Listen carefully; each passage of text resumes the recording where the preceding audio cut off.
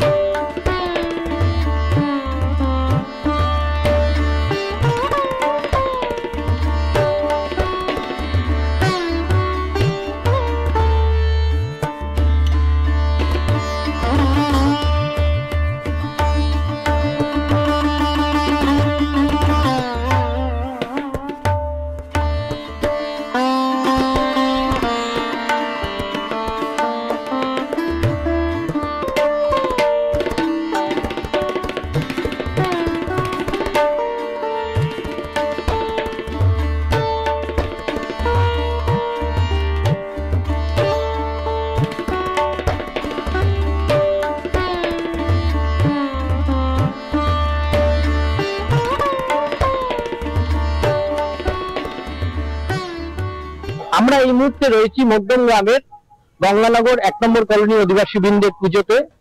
পুজোর থিমটা কিন্তু একদম ভিন্ন স্বাদের, একবার ঢুকলেই কিন্তু গা ছমছম করবে।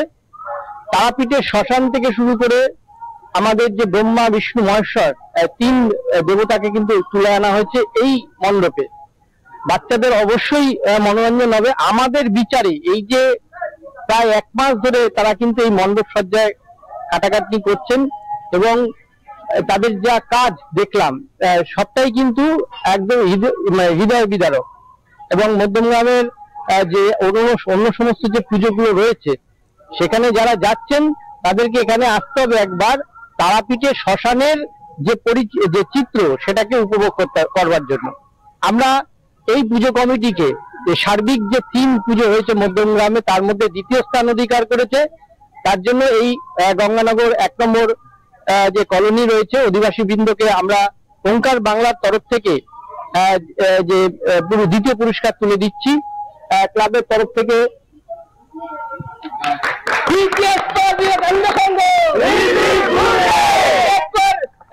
১ নম্বর কলোনি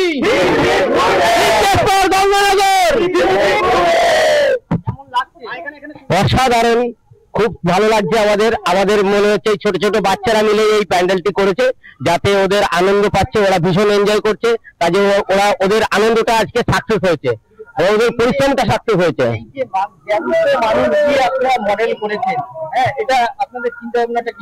আসলে আমরা এখানে ভেবেছি একটা, আমাদের ভাবনায় আছে তারানা তান্ত্রিক। তো তারানা তান্ত্রিকের যে জীবন কাহিনী সেটাকেই আমরা তুলে ধরেছি।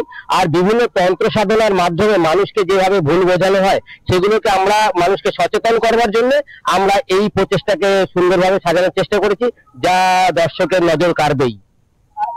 কতদিন তৈরি করতে লেগেছে? এটা আমাদের তৈরি করতে ১ মাস ধরে, দীর্ঘ ১ মাস ধরে এই ছোট ছোট বাচ্চারা মিলেই করেছে। এখানে কোনো ডেকোরেটর বা কেউ নেই, এখানে সবাই আমাদের ক্লাবেরই ছোট ছোট শিশুরা মিলেই, ছোট ছোট ভাইরা মিলেই এটা করা হয়েছে।